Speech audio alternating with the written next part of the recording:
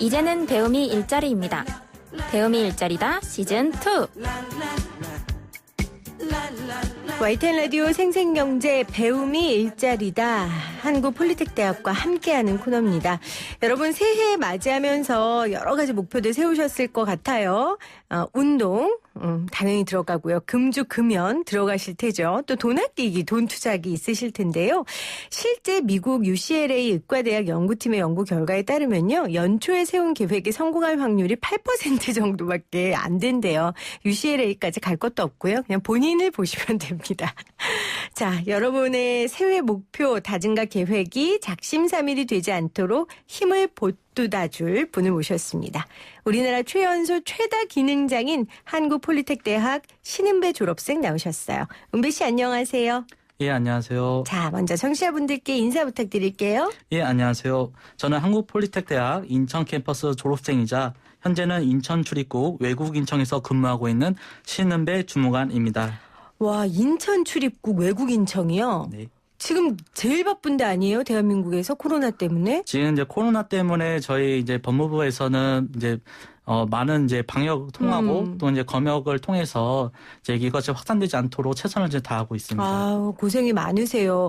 은배 씨는 그러면 지금 인천 출입국 외국인청에서 어떤 일을 하고 계신 거예요? 제가 근무하고 있는 인천 출입국 외국인청은 내 외국인의 출입국 심사와 대한민국에 체류하고 있는 외국인에 대한 체류 관리 업무 등 출입국 행정 서비스 전반에 관한 사무를 관장하는 법무부 산하의 행정기관입니다. 그럼 공무원이에요? 예, 공무원입니다. 아, 그렇군요. 네, 저는 이곳에서 기술직 공무원으로 청사 및 기계 설비, 유지 보수와 물품 공사 업무를 맡고 있습니다. 아, 유지 보수, 물품 공사 업무를 하고 있는데 물품 지원 지금 하는 거면 마스크 같은 거? 이런 긴급한 상황에 마스크 같은 지원도 하세요? 예, 지금 이제 코로나 바이러스 때문에 저희 뭐 직원뿐만 아니라 저희 이제 외국인 입국 심사를 필요한 외국인들에게 이제 손 소독제라든지 그다음에 마스크를 이제 지급을 해서 이제 그러한 이제 확산을 방지하기 위해서 지금 노력을 하고 있습니다. 정부에서도 과도할 정도로 예방하겠다라고 했고 지금 인천공항에서부터 철저하게 지금 문을 닫고 있어요. 바이러스가 못 돌아오게. 네, 맞습니다. 제가 국민을 대표해서 그 수고를 칭찬해드리고 더 열심히 해주시기를 다시 한번 부탁드리겠습니다. 자, 오늘 코로나 때문에 모신 건 아니니까 네. 우리 은배 씨의 인생 얘기를 좀 들어봤으면 좋겠어요. 제가 대한민국 최연소 최다 기능장이라고 했어요. 최연소면 도대체 몇 살 때 딴 거예요? 제가 이제 기능장 자격증 4개를 취득을 하게 됐는데 그때가 이제 3년 전이니까 제가 오늘 31살이거든요. 그러니까 28살 때 최연소 최다 기능장이 되었습니다. 최연소 맞아요, 확실히? 예, 맞습니다. 최연소 28살 때 그러면 최다 4개라고 하셨잖아요. 네, 맞습니다. 어떤 거 있는 거예요? 자랑 좀 해주세요. 일단 이제 기능장이라는 자격증은 이제 최상급 숙련 기능을 보유한 사람에게 부여되는 자격인데요. 네. 우리나라에 총 28종류의 이제 기능장 자격증이 있습니다. 네. 거기서 저는 용접, 또 판금 재관, 에너지 관리, 배관 분야의 4가지 기능장 자격증을 취득해 대한민국 최연소 기능장이 되었습니다. 와, 20대 대한민국 최연소 최다 기능장이라는 이 놀라운 성과를 거뒀는데 28개 기능장 자격 중에 용접, 판금 재관, 에너지 관리, 배관 이 4가지의 자격을 취득하신 거예요. 어떻게 처음 기술을 배우게 되셨어요? 이제 처음에 이제 어릴 적 아버지께서 이제 보일러 설비 가게를 운영을 하시면서 아버지 일을 도와드리면서 자연스럽게 관심을 갖게 되었는데요. 네. 그때 이제 제가 손재주가 있다는 것을 좀 알게 되었습니다. 그래서 중고등학교 방학 때는 아버지 일터에서 여러 기계들을 조작하며 실무적인 경험을 하고 추운 겨울날 이제 아버지께서 힘들게 일하시는 것을 옆에서 보니 꼭 성공해야겠다는 다짐을 하게 되었습니다. 그 목표 중에 하나가 30살 전에는 기능장 자격증을 취득하는 것이었고요. 그 목표를 몇 살 때 가졌다고요? 그때는 중2학년, 중학교 2학년 때. 예, 저는 중2 때 기능장이라는 게 있는지도 몰랐는데 중2 때 내가 아버지를 좀 도와주기 위해서 내가 30살 전에 기능장 자격을 따야겠다. 네, 맞습니다. 이런 결심하셨고 28살을 이루신 거잖아요. 그렇죠? 네, 맞습니다. 와, 아주 구체적인 목표를 세우고 이뤄낸 건데 정말 노력 많이 했을 것 같아요. 어떤 노력했어요? 일단 이제 제가 고향이 경기도 연천인데요. 이제 그때 이제 의정부 공업고등학교 컴퓨터 운영 기계과로 진학을 하면서 집에서 학교까지 대중교통으로 3시간 이상이 걸리더라고요. 그래서 판금문약 기능 경기 대회를 준비할 때는 1년 중 설 명절을 제외하고는 학교 교무실에서 숙식을 하면서 하루 15시간가량 훈련을 했습니다. 아, 잠깐만요. 몇 살 때요? 이제 고등학교 1학년 때입니다. 고등학교 1학년 때면 18살이잖아요. 17살. 그때 17살 학교 때. 교무실에서 숙식을 했어요. 네, 워낙 이제 집이 멀다 보니까 세상에. 이제 밤새도록 이제 훈련을 하려면은 그 시간을 이제 이제 집에 갔다 오면은 그게 너무 아깝고 너무 힘들다 보니까 학교에서 숙식을 하면서 했고 또 이제 기술을 이제 배워야 되는데 마땅히 이제 기술을 배울 데가 없으니까 학교 근처 판금 덕트 가게에서 가서 이제 배우고 이제 실습지로 돌아와서 새벽까지 연습을 했고 그렇게 매일 망치질을 한 5시간가량 하다 보니까 이제 오른쪽 손가락 힘줄이 이제 끊어지기도 하더라고요. 와. 또 이제 방학 기간에는 실무 경험 쌓고자 이제 보일러 제작, 용접, 판넬 공장 등에서 아르바이트를 통해 기술적으로 많은 경험을 하며 시간을 보냈습니다. 이렇게 하는 친구가 또 있었어요?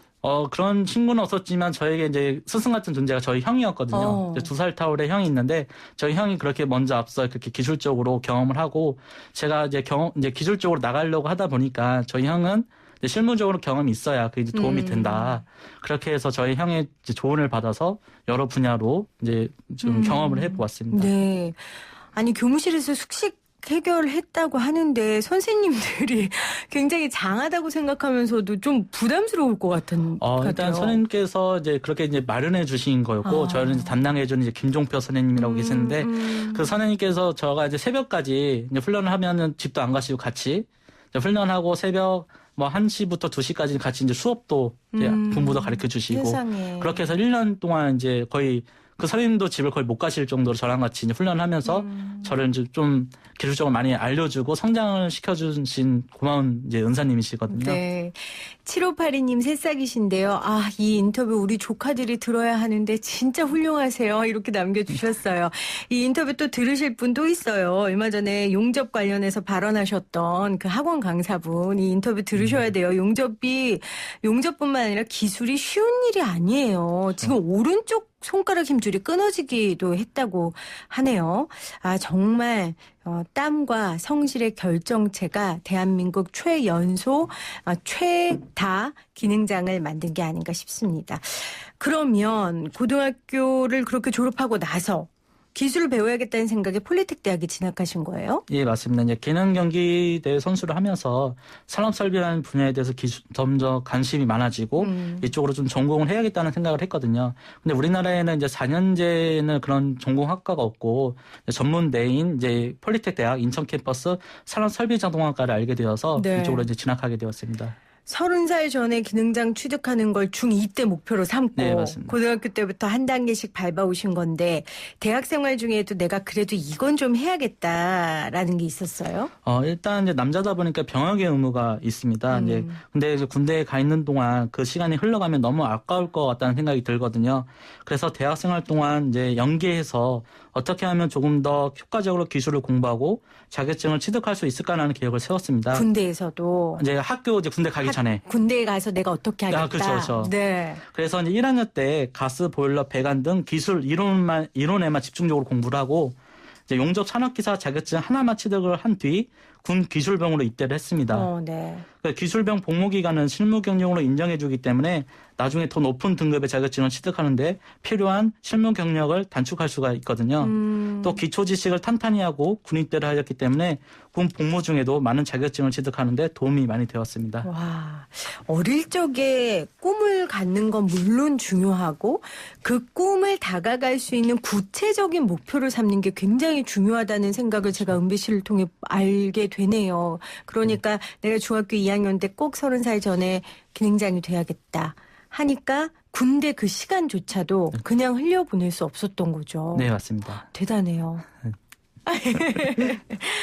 아, 군대를 제가 다녀오지는 않았지만 군대에 정해진 일과가 있는데 이렇게 자격증을 취득하는 게 쉬운 일이 아닐 것 같다라는 충분한 상상이 돼서 제가 이렇게 더 감동하는 거거든요. 쉽지 않았죠? 제가 이제 그 그걸 좀 제가 이용한 것 같아요. 이제 군인 때를 하면서 저의 목표는 일단 상위 1%의 군 생활을 하자였습니다. 와, 상위 1%의 네. 군대 생활을 하자. 자격증을 사회에서 공부를 하면서 취득한 것과 또 이제 군 복무 중에 취득한 것이 있다면 대부분의 사람들은 군 복무 중에 해낸 것을 더 가치 있게 여길 거라 생각을 했습니다. 네. 그래서 자격증 취득을 목표로 하였고 남들이 겪어보지 못한 이런 특별한 경험이 나중에 취업을 하는 데에도 큰 장점이 될 거라 생각을 했거든요. 네. 제가 이제 해병대 출신인데 군 복무 중에 자기 개발을 통해 자격증을 공부한다고 했을 때 주위에서는 이제 그게 가능하냐, 너 못할 걸? 오늘 해병대는 네. 되게 훈련이 어렵다고 들었는데. 그러니까요. 훈련이 이제 어려운 부대로 알고 있는데 너가 거기서 그 속에서 자격증을 따겠냐, 네. 딴다고 했을 때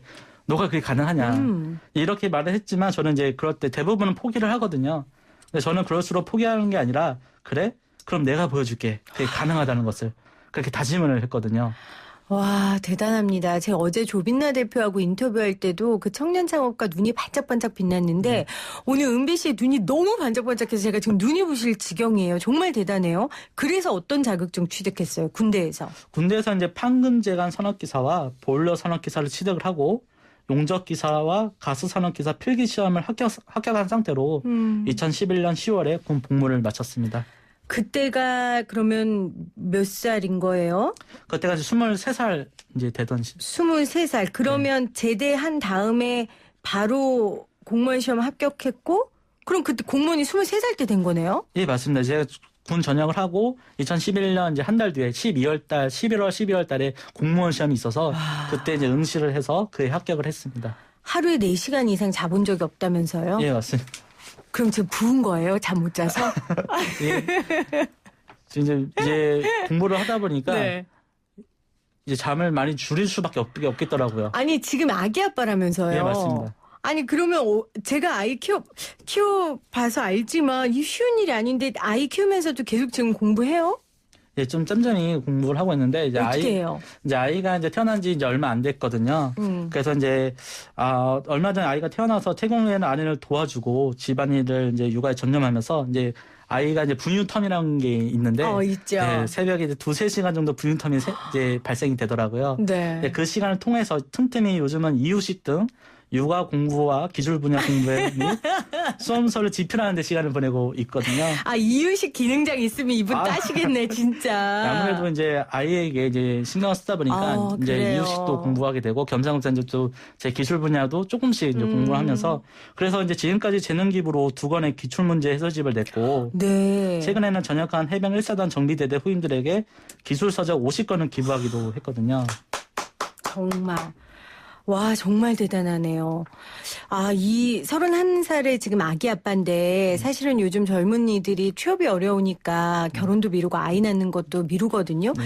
어린 나이에 착착착 자신의 꿈을 밟아가니 결혼도 좀 일찍 갈 수 있었고 네. 아이도 낳을 수 있다는 그런 걸 좀 은배 씨 삶을 통해 보게 되네요. 뭘 위해서 이렇게 열심히 해요? 그게 궁금해졌어요. 저의 좌우명이라는 건 저는 항상 그렇게 생각합니다. 네. 매일매일 오늘 다르고 내일 다르면 좌우명이 아닌 것처럼 저의 가장 큰 좌우명은 좋은 아빠, 능력 있는 남편, 좋은 사위, 믿음직한 아들이 되는 게 그게 가장 제 좌우명인데 그걸 이루기가 굉장히 이제 말은 쉽지만 굉장히 어렵거든요. 네. 그렇군요. 그리고 진짜 아까 제가 앞서 얘기했지만 늘 자기 개발해야지 열심히 살아야지 신년에 다짐을 하면서도 안 되거든요. 그런 사람들한테 조금 이럴 때 슬럼프가 올 수 있지만 저는 이렇게 극복해요. 뭐 그런 방안들이 좀 있을까요?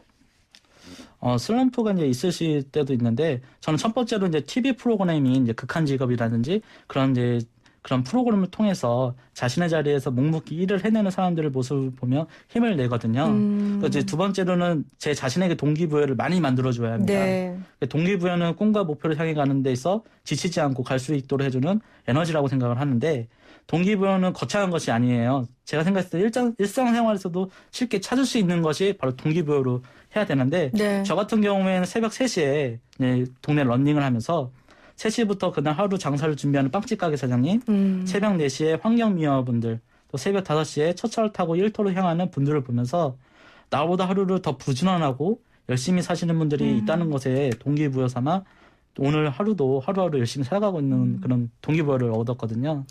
오늘 이 방송 듣는 많은 청취자분들이 우리 은배 씨의 삶이 동기부여가 돼서 본인들이 결심했던 걸 하나하나 해갔으면 좋겠다라는 생각이 듭니다.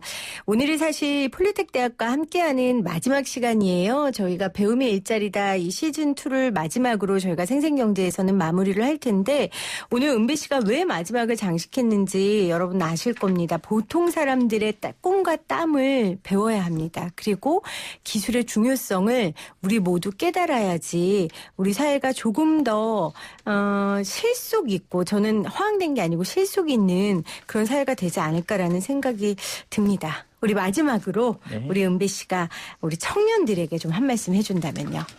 우선 꿈을 특별하게 꾸면서 행동은 보통 사람처럼 한다면 여러분은 영원한 보통 사람이고 특별하게 가는 길은 얼마만큼이나 시간을 내 것으로 만들어낼 것이냐는 싸움이라고 생각을 합니다.